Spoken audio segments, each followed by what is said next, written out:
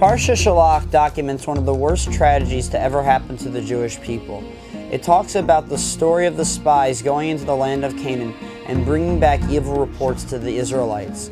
God then punishes the Israelites by making them wander the desert for an additional 40 years before they are able to arrive in the land of Canaan. This was also my bar mitzvah parsha 9 years ago, and I was privileged to have studied with Rabbi Weisblum. In the beginning of Parsha Shelach, God spoke to Moses saying, "Send forth men." In the Hebrew text, it doesn't use any verbs, vayetzav, or any sort of word suggesting commandments. So my question is, did God actually command Moses to appoint spies to go to the land of Canaan? Or was it sort of God said, this is up to you if you want to do this? God used the word lecha, meaning, first and foremost, you people are not trusting me, God said. I told you you're going to have a land of milk and honey. I promise you a promised land. I promise you something. Things will happen for good. However, there are people who look around the other nations. They look the situation that they are all kind of people who are Egyptians that have a quick conversion, and etc. And it's all this mixed multitude of people created a feeling of fear and anxiety over the entering the foreign land, the new land, the something that never been before. So they felt the need to spy out the land. So God said, well, in a way you don't trust me. I am the God who created the 10 plagues. I am the God who split the sea. I am the God who brought you manna from heaven. I am the God who gets you the Torah.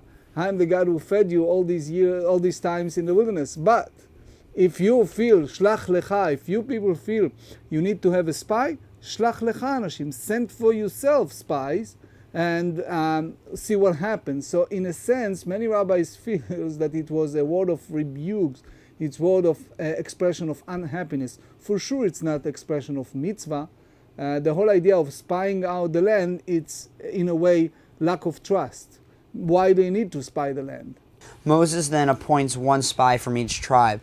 Why does, in the text it talks about how Moses changes the name of one of the spies, about this man called Hoshea bin Nun, and he changes his name to Yehoshua. Why does Moses change this person's name before they're about to go into the land and spy it? Moshe Rabbeinu, Moses, was the prophet of the prophets. And the Gemara tells us, he said, Ya Yoshi'acha me'atzat meraglim. The Almighty God will help you to be out of the bad counsels of the spies. Which means that, in a sense, Moses prophesied that something bad is coming out of this type of relationships. So he added the name of God, part of name of God, which is Yud K, Yud, to Yehoshua, saying indirectly that I hope and pray that you will be at least the one among those people who are going to resent the notion of bad-mouthing the promised land. After the spies come back from the land, they bring fruits, they're talking about it, and then you get this evil report saying that we won't be able to conquer the land, that our enemies are too numerous, they're too strong, and you only hear of 2 spies who are speaking good, Caleb and Yehoshua, Joshua. Who are these 2 spies, and why are they the only 2 to speak, bring back a good report of the land? In order to answer this, we have to get the clear picture. What happened here?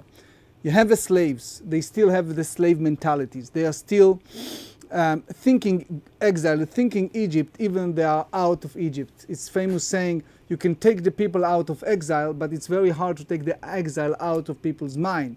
So they are in the tremendous slavery in Egypt. They are out of that. You're expecting them to be so grateful, so happy with the fact that there's no more subjugation of evil Egyptians, there's no all these problems they have in Egypt. First and foremost, you expect them to looking forward for the promised land. What happened to the people, and it's called in the word, one of the rare places in the Torah, are evil in the eye of the Lord. They are ungrateful. They complain, they embitter. Then they send the leaders. Now, it shows you that sometimes the minority, as much as it looks like very minority, the 12 great leaders of 12 tribes, the minority, only 2 are telling the truth and they are right. And it's so much applied to all the generation to this very day. It's not necessarily true when you have the majority that they are telling the people, the public, the whole correct information, what is proper. These two, Yoshua and Caleb, Joshua was a student of Moses, and he was a man of truth, and he tried to see anything in a positive way. So even, yes, there are giants, there are challenges. Look at the state of Israel today, 64 years later. Do you think that the attitude of the 10 spies build the Israelis the way that they are, or the attitude of Caleb and Joshua? Caleb and Joshua are the two people, either by their vision, by their faith, by the positive attitude, are the minority who said, no, we're going to conquer. God promises things will go for good. But these are the only people who are really capable to reach the promised land. All the rest, because of their small mind, because of their negative attitude, because of their vision in such a negative way, they'll not be able to conquer the land. And that's the reality. So Joshua and Caleb is the name of leaders that has a lot of application to our times. After they come back and the 10 spies give an evil report about the land and how it is not, how they won't be able to conquer it, God responds in anger, of course, and he says to Moses, how long will this people provoke me, and how long will they not have faith in me, despite all the signs that I have performed in their midst? I will smite them with the plague and annihilate them, and I shall make you a greater and more powerful nation than they. And then Moses goes on a very long dialogue response to God. And there's always been this sentence he says, and we say it oftentimes in many prayers, especially during Rosh Hashanah and Yom Kippur. He says, Hashem, slow to anger, abundant in kindness, forgiver of iniquity and willful sin, and who cleanses but does not cleanse completely, recalling the iniquity of parents upon children to the third and fourth generations. Forgive now the iniquity of this people according to the greatness of your kindness, and as you have forgiven this people from Egypt until now. The Torah says, though, that people should be accountable for their own actions, and you shouldn't punish someone for the sins of their father or their mother. Doesn't this contradict what Moses is saying? There's a famous discussion in the Talmud, and Rashi also mentioned that there are two places in Torah that contradicted each other. Once they said, in the book of Deuteronomy, they said, Banim lo yomtu al avot, avot lo yomtu al banim, which means parents shall not die because of the sin of the children, and the children shall not die because of the sin of the parents. Here you see the opposite. It's like the Lord carried a punishment for the second and third generation. So now you ask me, the grandchildren of the Nazis need to suffer because of what the grandparents did?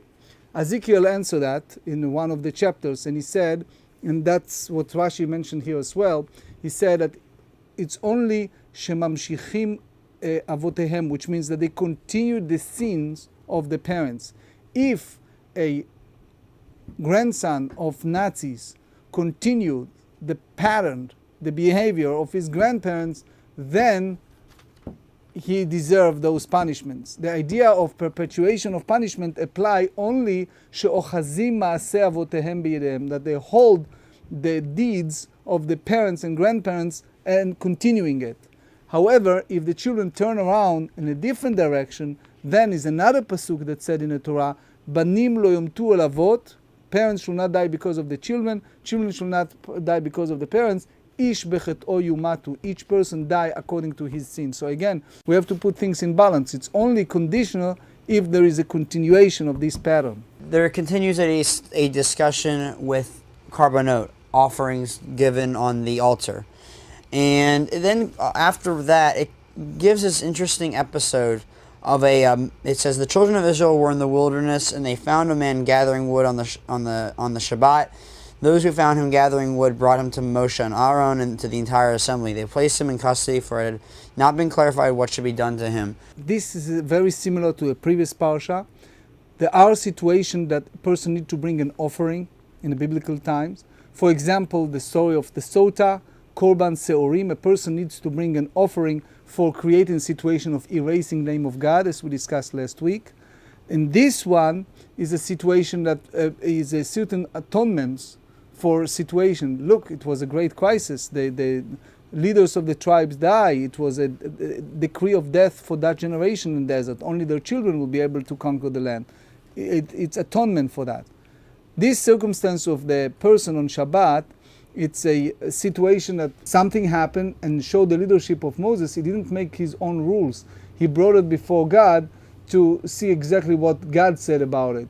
So in a sense, again, it shows us the great leadership of Moses, that his great humbleness, his mercy upon people, compassion, and his situation that someone did it blatantly, purposely, after he was warned, and it was some type of challenge to his leadership, but still he brought it before God to a final decision. Afterwards, to end the Parsha, we have the third paragraph of the Shema.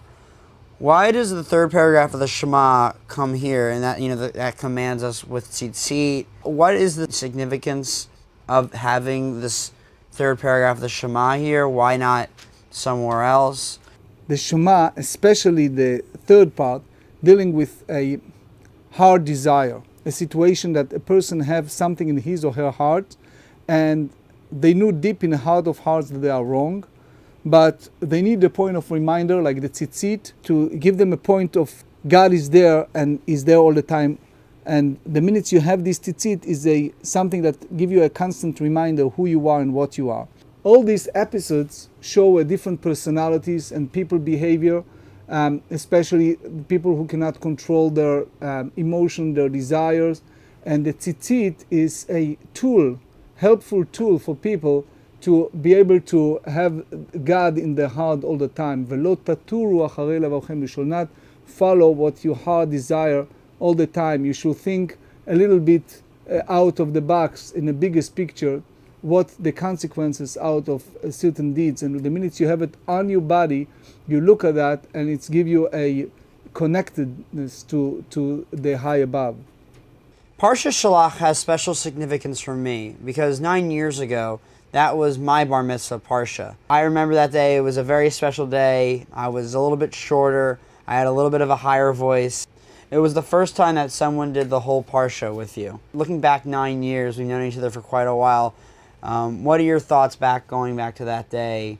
I was very proud. I'm still very proud of you. I meant it was a tremendous amount of naches, joy, to have someone like you who takes Judaism so seriously, who study with all hearts, who involved with so many phases of Judaism. I was overwhelmed with joy. I remember that time, and every time I'm shaping nachat from all your great, marvelous accomplishment. It shows that there is a future, serious future in so many ways, not only the Jewish community here, but pray and hope that many people will follow your footsteps. For me, when I recited that Parsha 9 years ago as my bar mitzvah, it was a joyous occasion. My family was in town, my grandparents were there, my friends were there, the members of the community were there. Parsha Shelach not only involves talking about one of the worst things that happened to the Jewish people, but a very joyous time for me, growing from a boy to becoming an adult in the Jewish community.